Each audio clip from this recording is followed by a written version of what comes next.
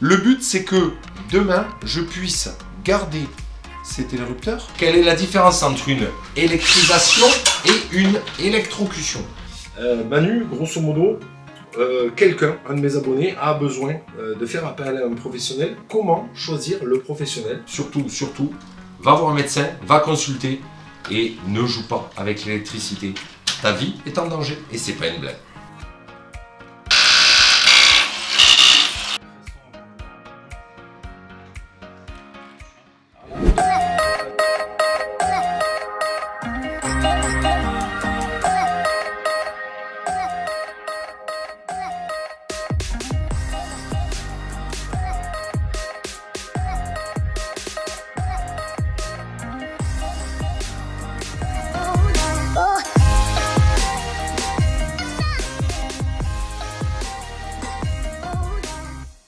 Mes poulets, mes poulettes, bienvenue dans cette nouvelle vidéo. Aujourd'hui, ce que j'ai fait appel à un professionnel de l'électricité pour pouvoir remplacer mon tableau électrique. Même si je suis moi-même diplômé en électricité, j'ai mon BEP CAP électrotech, je connais les normes, j'ai les notions, j'ai les connaissances, mais cette opération est une opération qui est très dangereuse parce que je travaille sur mon habitation et je t'invite, toi, à ne pas reproduire ces choses-là si tu n'as pas les compétences, parce que c'est un des corps de métier qui, si jamais tu fais une erreur, peut créer un dommage irréversible sur ta maison, tuer des gens, créer des incendies et autres. Ce que j'ai fait, c'est que j'ai fait appel à Manu, que tu pourras retrouver sur les réseaux, et Melek, il est venu me filer un petit coup de main. Bien évidemment que cette opération-là, comme toute opération, j'ai fait appel à un artisan, avec une décennale, une facture à la sortie. Tout ça, je t'en parle en toute clarté, en toute transparence. Je te montre, je t'amène de suite pour voir comment ça se passe, un remplacement de tableau. Manu, est-ce que tu peux nous expliquer grosso modo comment tu as fait, de quoi tu es parti et où tu en es à peu près à ce moment-là? Alors, moi j'ai une façon de travailler pour épurer les tableaux, pour y voir clair. C'est d'enlever tout ce qui alimente le tableau. C'est-à-dire que là, j'enlève tout ce qui est alimentation, tout ce qui est pont d'alimentation, les différentiels, les peignes d'alimentation, de façon à épurer pour après pouvoir bien visualiser mes réseaux. Du coup, comme pour les besoins, on a besoin d'avoir un peu de jus sur le chantier, je me suis permis de brancher en provisoire un câble d'alimentation en 3G25 pour alimenter une prise directement sur le disjoncteur de branchement. On n'est plus sur un 30 milli, on est sur un 300 milli. On garde du différentiel. On est très prudent. Moi, je sais qu'ici, il y a du courant. Donc, je sais que là, je travaille du coup en voisinage de courant. Je n'ai plus de courant sur le tableau. Ce qui me permet de travailler en sécurité en permanence.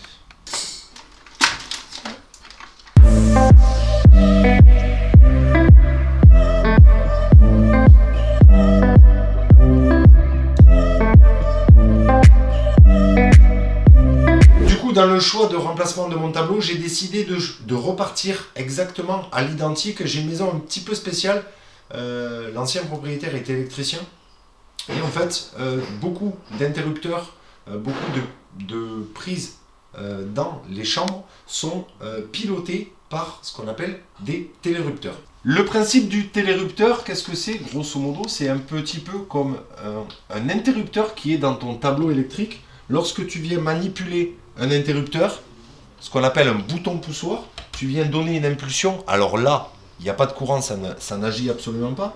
Je décide, je mets une impulsion et du coup, c'est comme si j'enclenchais ou je coupais le courant. Volontairement, j'ai décidé de laisser tous ces télérupteurs. Le but, c'est que demain, je puisse garder ces télérupteurs dans un premier temps. Et dans un second temps, je remplacerai ces télérupteurs par des boîtiers intelligents que je pourrai piloter à distance, ce qu'on appelle la domotique. Je te donne rendez-vous dans une prochaine vidéo où je pourrai te montrer comment remplacer un télérupteur dans un tableau par de la domotique pour pouvoir piloter, créer des scénarios et pouvoir rendre ta maison vivante alors que tu n'es même pas chez toi. Ma façon de faire, c'est de virer tout ce qu'on a au-dessus, de façon à pouvoir descendre mes disjoncteurs et avoir accès à mes fils, à mes paires, tout ça, visuellement, pour pouvoir après les repérer et visualiser quel circuit est avec quel circuit, parce qu'on se rend compte qu'on a des multi-départs. Et pour pouvoir être nickel, il faut savoir repérer tout ce qu'on fait. On épure, on enlève les fils qui nous servent à rien aujourd'hui, tout ce qui est alimentation, puisqu'on n'a plus de jus, donc on peut tout enlever. Et après on est tranquille. Ça se passe tout seul.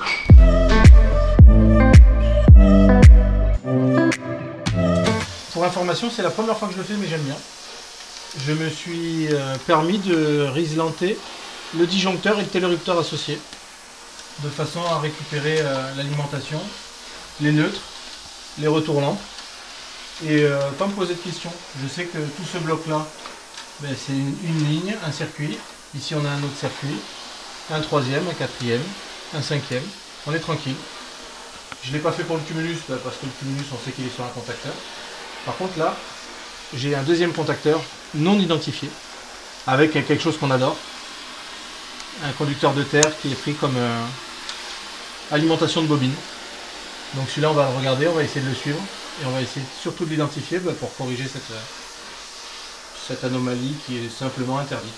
Les couleurs, c'est simple, il y a la plus importante, le fil vert jaune, conducteur de terre, ce qui va nous permettre d'être nous en tant qu'individus protégés par le différentiel. Donc vert jaune, terre, exclusivement la terre, rien d'autre, interdit. Le bleu, le neutre. En domestique, on est quasiment à 100% que en bleu. Et après, on a rouge, noir, marron, conducteur de phase, retour de lampe, orange par exemple. Pour résumer, les couleurs normalisées sont uniquement le vert jaune pour la terre, ouais, et tout à fait. Le bleu pour le neutre, dans le cas d'une installation électrique domestique, c'est-à-dire dans une maison. Tout à fait. Les amis, je laisse Manu travailler et petit rappel très important. Je te rappelle que travailler de l'électricité, la vidéo que je fais aujourd'hui, que j'ai décidé de faire, c'est pas pour que toi tu le fasses toi-même si tu n'as pas les compétences. Une fois de plus, selon moi, c'est un des seuls métiers où tu es en obligation de faire appel à un professionnel. La plus grande problématique de l'électricité, c'est que l'électricité est totalement invisible, indolore. Tu ne peux pas la sentir, tu ne peux pas la voir, tu ne peux rien faire. Tu n'es pas équipé, tu n'as pas les compétences, tu ne sauras pas faire la différence entre un fil sous tension avec de l'électricité et un fil hors tension sans électricité. Malheureusement, le jour où tu mettras tes doigts, tu vas serrer un fil sous tension. Qu'est-ce qui va se passer dans ton corps? Très simplement, l'électricité va passer dans tes muscles, va faire serrer tes muscles et tu ne pourras absolument pas lâcher. Et si t'arrive ça et que ton tableau, comme là, dans le cas où on est, n'a plus les protections et du coup tu peux décéder suite à une électrocution. J'en profite, petite notion de vocabulaire. Quelle est la différence entre une électrisation et une électrocution? L'électrisation, c'est lorsque tu prends ce qu'on appelle une châtaigne dans le métier. Tu prends un petit coup de courant. Et l'électrocution, c'est lorsque tu es électrocuté. Donc forcément, ça engendre le décès dans tous les cas. Si pour quelque raison que ce soit, tu as décidé, toi, de bricoler l'électricité chez toi et que tu as pris une électrisation, tu as pris un coup de courant, je te conseille fortement d'aller directement aux urgences et d'aller consulter un médecin parce que, pour faire simple, l'électricité, lorsqu'il va passer dans ton corps, va brûler des cellules de tes muscles, des cellules nerveuses et peut engendrer un décès, voire des accidents cardiaques plus tard, plusieurs heures, voire plusieurs jours, voire plusieurs semaines. Donc, surtout, va aux urgences. Surtout, va voir un médecin, va consulter et ne joue pas avec l'électricité. Ta vie est en danger et c'est pas une blague.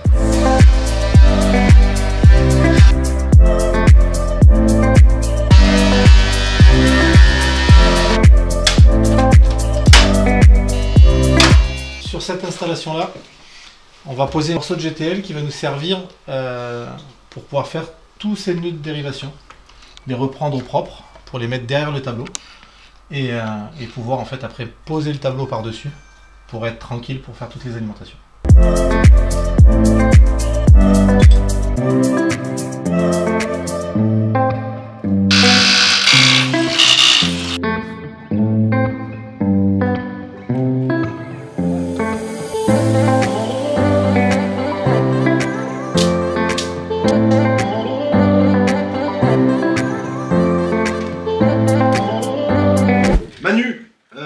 si tu es en train de travailler, est-ce que tu peux faire une petite pause rapide et nous dire grosso modo qui tu es, ce que tu fais, où tu es basé?